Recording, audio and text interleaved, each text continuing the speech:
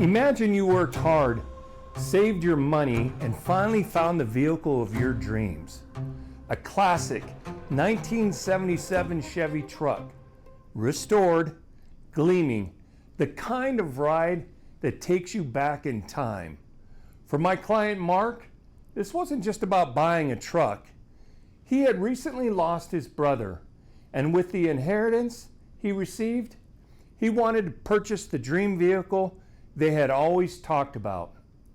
It wasn't just a truck, it was a piece of his brother's memory, a symbol of the bond they shared growing up.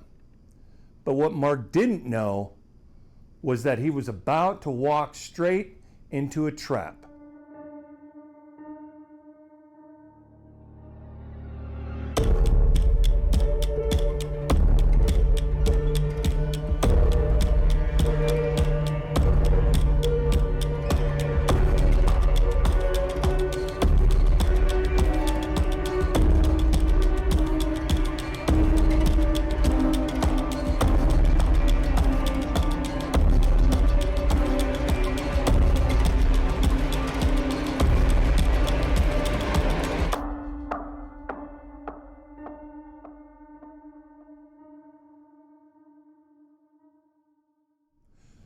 Mark found the truck listed by a company calling itself Evergreen Classic Motors Incorporated. On the surface, their website looked legitimate. Sleek photos of restored muscle cars, flashy wording, and a location in the state of Washington. He spoke with a man who introduced himself as David Walker.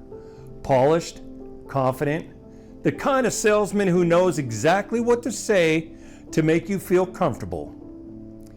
And then came the clincher, a video of the truck's engine running, just 21 seconds, short enough to seem casual, but just long enough to sound real. But here's the truth, that video wasn't theirs. It had been stolen from a legitimate dealership hundreds of miles away, cropped just short enough to hide the truth. This is one of the oldest tricks in the scammer's playbook. Used just enough real content to make the lie believable. David provided everything Mark thought he needed. A bill of sale, an invoice, wired instructions for payment to a major bank. Mark even went to his own bank to double check, and they confirmed the account was valid. So trusting the process, Mark wired the full amount, $32,000. Money that represented his brother's legacy. Money meant to buy the dream they never got to share together. Gone in seconds. At first, David claimed he never received the funds. But when Mark's bank confirmed the transfer had cleared, David changed his tune. He vanished. No return calls, no reply to emails. The dealership, silent. And that's when the weight of it hit Mark. This wasn't just a bad deal, this was theft. And it cut far deeper than dollars and cents. And that's when Mark called me. And right away, I could see the cracks. My team and I dug into the website. The photos, copied. The VIN numbers, altered. The logo, a cheap overlay slapped on stolen images. We compared listings against the real dealership, and the vehicle after vehicle matched perfectly, except for the numbers. This wasn't a dealership at all. This was a digital storefront for fraud. Even the so-called transportation company they used wasn't licensed to move vehicles, only general freight. When you started stacking these pieces together, the whole picture came into focus. It's like a house of cards. It looks strong from the outside, but one touch and the whole thing falls apart. And then there was the address, a city in Washington. Google Maps showed a building, but the signage didn't match. Business records tied the property to other owners, but not to evergreen classic motor cars. The so-called owner, Michael Ferris, was linked to businesses, but none of them that had anything to do with classic cars. The deeper we dug, the clearer it became. This was a sophisticated scam designed to fool the average buyer. But they didn't expect someone like me to pull the thread. I advised Mark to file a theft report with the local police department over there in Washington. He tried, he called, he explained. But like so many victims, he got nowhere. And this is where having a private investigator can make all the difference in the world. Because I know how law enforcement works. I spent 20 years in the profession as a deputy, a detective, and even as sheriff. So I know how to talk their language. I know what details they need and how to package the evidence so they pay closer attention.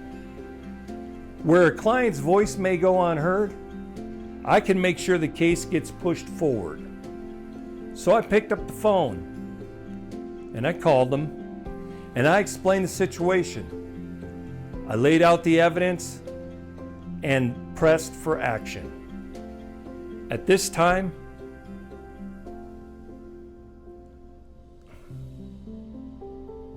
so I picked up the phone and I explained the situation, laid out the evidence, and pressed for action. And this time, it worked. The police department opened a case. We submitted the forged documents, the screenshots, and the fraudulent website, and all the other details we had uncovered. And when the police combined my investigative evidence with their own resources, after a few months of work, they were able to claw back at least half of Mark's money. It wasn't everything, but it meant part of his inheritance, and his brother's legacy was saved. But what makes this case unforgettable is what came next. Because a year and a half later, another client called me with almost the exact same story. As an investigator, sometimes a new case hits your desk and it feels like deja vu. About a year and a half after Mark's case, I got a call from a client on the East Coast. He found a classic car online, this time here in Billings, Montana. The seller had a story. He had photos. He even had a video. And as soon as my client started describing the details, I had a flashback to Mark's case. Same playbook, same red flags. The difference? This client hadn't sent the money yet. $24,000 was on the line. And before he wired it, he hesitated. He said something doesn't feel right here. Instead of hitting send, he called a law firm for advice, and they told him to call me at Elite Investigations. When we spoke, I told him straight, you just saved yourself from disaster by trusting your gut. I promised him I'd dig into the company, into the so-called owner's name, and that I'd physically go to the address and verify the car myself. And that's where the whole thing unraveled, just as I expected. The dealership didn't exist. The address the suspect provided, an empty field. The phone number they gave came back untraceable. Not listed to a business, not tied to any name. That tells me one thing. It was a burner phone. And here's why criminals love burner phones. They're cheap, easy to buy, and require no identification. They're designed to be disposable.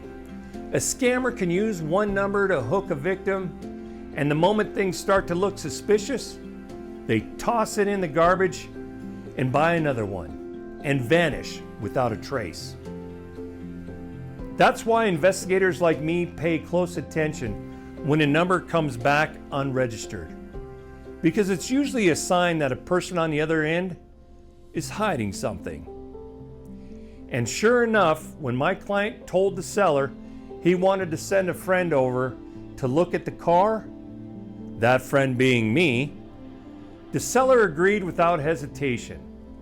But right after that, silence. No return calls, no emails, no car. The scammer disappeared. My client was furious that someone would go to such lengths to trick people. But at the same time, he was relieved. Relieved that he trusted his gut. Relieved that he had the sense to double check before wiring $24,000. And most of all, relieved that he had a professional like myself step in, someone who could confirm his suspicion, uncover the truth, and make sure he didn't lose a single dollar in this scam. And that brings me to you. Scams like this are everywhere. Classic cars, RVs, boats, even fake real estate listings. They prey on emotion, the dream of owning something special. They make the paperwork look so real. They make the voice on the phone sound professional, and before you know it, you're wiring money you'll never see again. And here's what you can do to protect yourself.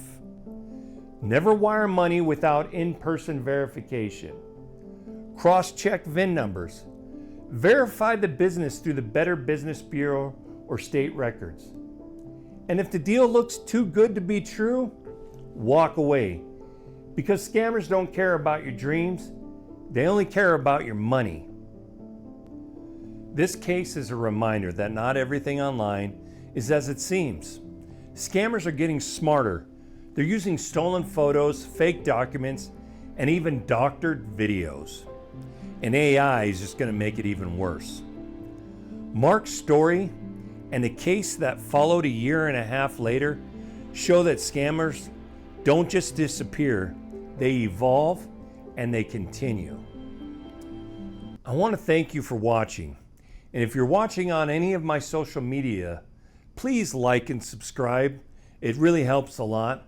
And leave a comment if you know someone that this has happened to or if it's happened to you. I'm Mike with Elite Investigations, and this is Behind the Investigation. And as always, stay safe, stay curious, and I'll see you on the next video.